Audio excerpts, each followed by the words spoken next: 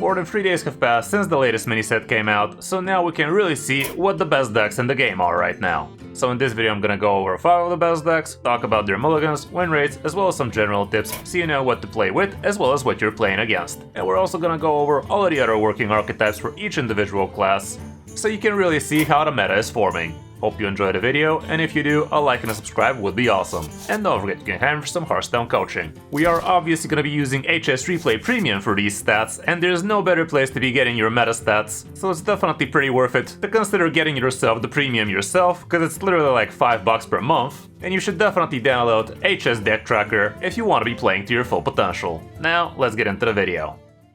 You are not prepared!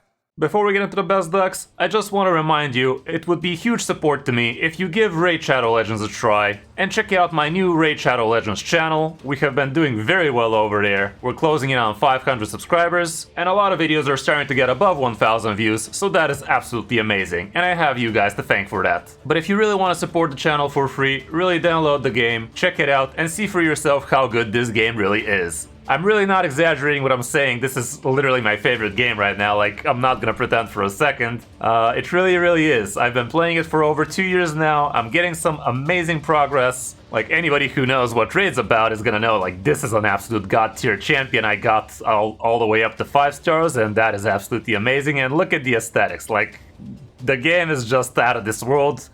And the fact that you can play this thing on your PC and on your phone is just amazing. The game is really deep, you need to be doing all sorts of different things to really min-max your champions, like masteries, blessings, relics, all sorts of different item sets. Like, it is really, anybody who tells you this is just a cash grab, anybody who tells you this is just a gacha game, it kinda is. It is in the genre for sure, but the game is super deep and it has very good attention to detail. And if you download the game through my download link, you're gonna get your hands on some amazing champions as soon as you start. Like, you guys have no idea how good you have it. As soon as you download the game, you're gonna get your hands on the legendary champion Corrado, and after you hit level 15, you get Ugo, and on 30, you get the Gore. And not only that, you actually get to get yourself an amazing legendary champion alongside all of these amazing rewards in your first 24 hours by using one of the amazing promo codes. Right now there's this new promo code Desert Queen, which is gonna give you the Void legendary champion Tahana Rock as soon as you start, which is literally unheard of. Like, back in my day, I wish I had something like this when I was starting. And not only that, you could also be going for another Void legendary champion instead, which is Supreme Galek, which is also no joke.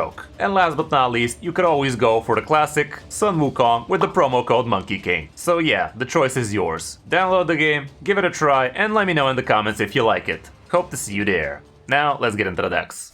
So the big winner out of the mini set is definitely gonna be Imbued Druid.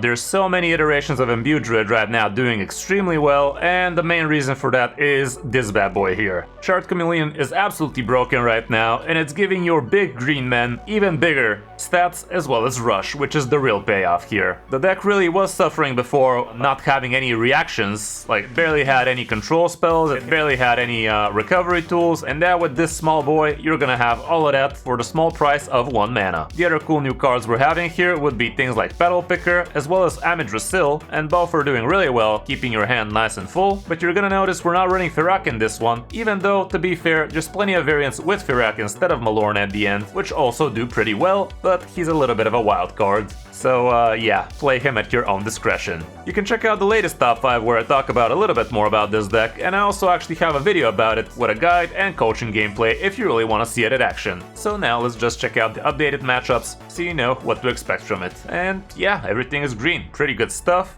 Real nice, real strong. Even things like Imbue Hunter can't match you because you can just Zerg out the opponent in their first few turns with a bunch of extra green men like 4/4s, 5/5s, that kind of stuff, and Imbue Hunter usually pops off around turn 6 or 7 if they curved out amazingly, whereas you usually curve out pretty well either way. As for the mulligan, here's what we have going first. You are going to be looking out for your good cheap spells. The good cheap Imbue minions are also great. Dreambound Disciple can be pretty awesome, that kind of stuff. And on the coin, again, plenty of the same stuff. You want to be curving out with the cheap nature spells so you can get those hero powers nice and big, so on and so forth. For other good druid decks, like I said, we have plenty of different iterations of imbued druids, some with Firak, others without even Firak or Malorn, and this is the one I'm showing you, 2700 games, 60 plus win rate. The rest are also great, a little bit too small sample size for my liking for 3 days now, so yeah, this is the really proven one, but the Firak variants are also definitely up there, and if you're into that random bullshit, you might actually enjoy this one. We can scroll down further to see if there's anything else other than this imbue variant, and no, it's all about the imbues, so keep that in mind when you're seeing a druid. 9 times out of 10, it's gonna be imbue. On the number 2 spot, we still have Shaldrasil Pally smacking everybody to the ground, and there's literally no new cards in this one, cause why would you add new cards when the deck was already perfect, broken, and all of that stuff? I definitely believe this deck should be getting nerfed soon, because it has been overstaying its welcome for a little bit too long now. But yeah, this is the aggressive variant with the Crusader auras, with the flash sale, with the whiteboards, that kind of stuff, but you also have the good payoff at the end with things like Ursol, Shaldrasil, and we're even running a little bit more niche legendaries like Toref and Sandcastle, but both are making the deck a little bit better, so if you have them it would be great. If you don't, I'd say you can still try the deck without them. Again, I do have detailed guides about this thing from not too long ago, nothing new in it, so the guide is still holding merit. For the matchups, we can see you're gonna be great against Imbue Hunter and Imbue Druid, so what more do you need in this meta, honestly? And as for the mulligan, again, try to be curving out with the good cheap minions. If you already have a good curve, you could be considering things like Trinket Artist, like Muster for Battle, and heck, even either Crusader or Flash Sale could make the cut if you already have a great turn 1 and turn 2. As for on the coin, again, curving out is the name of the game, but here things like Crusader or Flash Sale are even a bit more capable because you could be playing them as soon as turn 3. For other good Pally decks, again, plenty of the same stuff, a lot of Shaldrasil Pallies. Menagerie Pally is also up there, it's gonna be smacking unrefined decks nice and quick, but it's basically kinda like Shaldrasil Pally, except it doesn't have the big payoff at the end as a plan B kind of deal. We also see things like Drunk Pally still strong as ever. Well, not as ever, but definitely still top tier 2 at least. So yeah, you do have plenty of options with Pally, and most of them do revolve around Shaldrasil and such, so you definitely have plenty of options with this class. On the number 3 spot, we have a new contender here, and it's just Brainless Aggro again. It's not exactly a new deck or anything like that, but yeah, when a new meta emerges, things like very aggressive decks like Fishing Priest are inevitable to emerge. On the last top 5 you saw Priest was nowhere to be seen, like only Zarimi was listed as 50, sub 50 with a bunch of 45-ish decks. But here we can see this one is actually super solid, very quick, very consistent. So if you're against something like Imbue Hunter, you just chip him down in the first few turns, like turn 4, turn 5, you're done with the board. After that you can just finish him off from hand with acupunctures and such. And the cool thing about this deck is it has obscene amounts of reach damage. Like if you do acupunctures and Pet Parrot, that is gonna acupuncture again to the face, which is huge. You could also be comboing off your hot coals that way, that kind of stuff.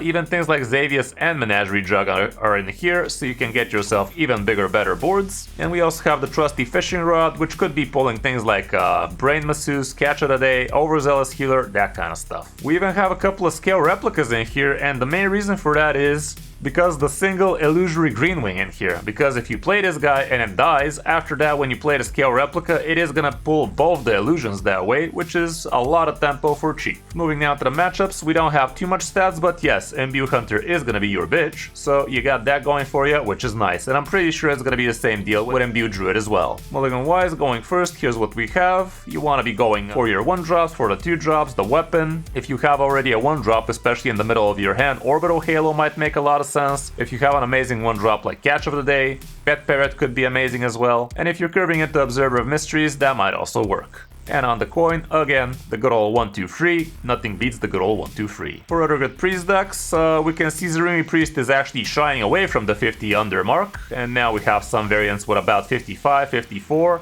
but it's nowhere near as the broken territory it used to be, so there's that at least. Honestly, I did not expect Zarimi to be this lower in the win rate after this many sets. Anything else? There is no anything else just yet. Imbue Priest is still absolute dog water. On the number 4 spot, we still have Menagerie Death Knight again, 0 new cards. So yeah, so far the mini set absolute flop. Who would have guessed it? Who would have guessed such a thing, that the new mini set is gonna flop if we don't get to see some nerfs for the broken old cards? Shocking, I know. But here we can still see literally nothing has changed about this deck. Again, I have a detailed guide about this one. Name of the game is to curve out as fast as you can, get some early game board damage, and after that you can chip away at the opponent's face with your Corpsicles, with your Ghoul's Night Out, the Horizon's Edge, and the Foam Render.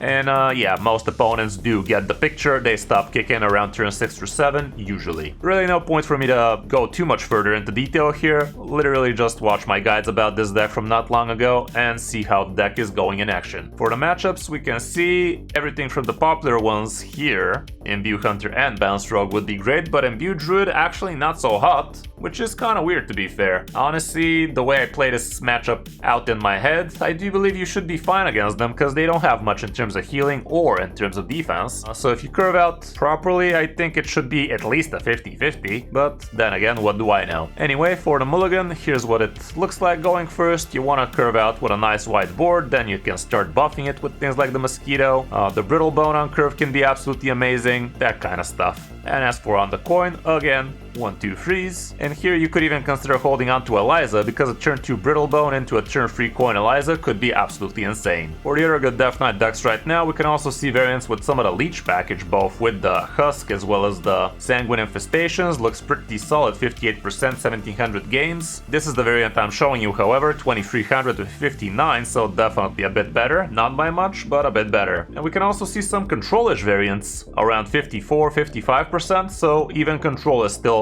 alive and kicking, and this one is indeed running a couple of Dirty Rats, so you have bigger, better chances against things like Imbue Hunters and such. And on the last spot, we still have Big Demon Hunter doing nice and strong, and yeah, the win rate for this deck has dropped a little bit lower nowadays because people caught on about how they could be playing against this deck, but the deck is still pretty strong, pretty reliable, as long as you curve out normally and not just get all of your big men in your first few turns, you should be having a very jolly good time against these people. We have plenty of weapons in here, so you can actually trigger the Eldari nice and easy. You have a single Fate Trickster, so you can pull the Cliff Dive nice and quick, and you have plenty of early game removal and a little bit of chip damage, so you can actually set up some turn 6, turn 7 lethals with the help of Cliff Dives and such. Again, check out my guide about this one, as well as the coaching gameplay if you want to see it in action. Matchup wise, everything's green. What more can you want? So climbing definitely should not be an issue. It's not gonna win 100% of the time, no deck will, and a lot of the time it's gonna be due to it curving out like absolute dog water, but most of the time it does not curve out like that, so you got that going for you, which is nice. For the mulligan, you're looking for cheap weapons, you're looking for your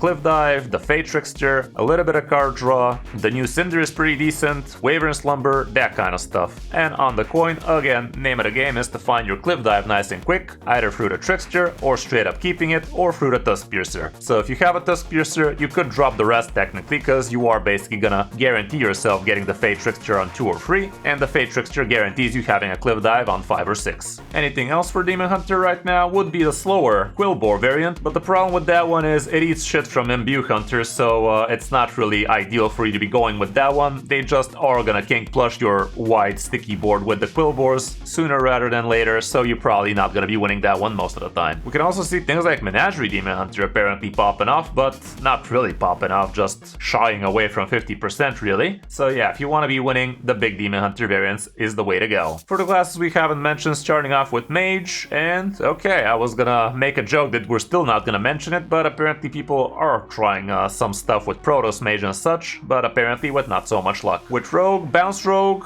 wow, it has fallen hard, man. This thing was around 60% literally yesterday, if I'm not mistaken, and I even gave you a video about it. The deck was super fun and not very interactive for the opponent once the Ferak bullshit starts popping, but it was definitely not super consistent either. The thing about this deck is the skill cap for it is definitely not low, so people might just be botching it because content creators like us made it popular, so if you know you're good with the Rogue class, maybe still give this one a try and you might have a lot better results than the masses. Protoss Rogue is still doing quite strong as well, and I have been seeing it in Top Legend too, so you might give that one a shot, but alas, Weapon Rogue is all ass. Sorry about baiting you on that one, I really thought it's gonna be popping off, but apparently not so much. For Shaman, there's really nothing worth playing for Shaman right now. Sorry for the Shaman enthusiasts. Shaman had an amazing deck not too long ago with the StarCraft mini set, but now that is just a distant memory, isn't it? With Warlock, the situation is not that much better, but you definitely have winnable options here with things like Space Wheel Warlock and such, but I think that's about it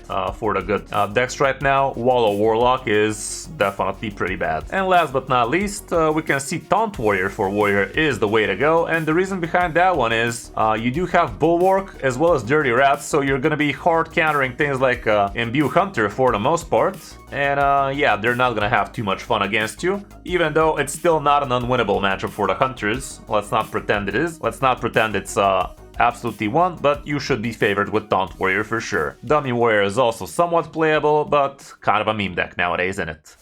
So that's gonna be it for this top 5, guys. Hope this helps you figure out what you want to be playing in the new developing Hearthstone meta. Be careful crafting too much, because nerfs are inevitable in 1 or 2 weeks from now. And don't forget you can download Raid through my download link if you want to start Raid the right way and support the channel for free. Thanks for watching. I'm Kris, and I'll see you in my next video or stream.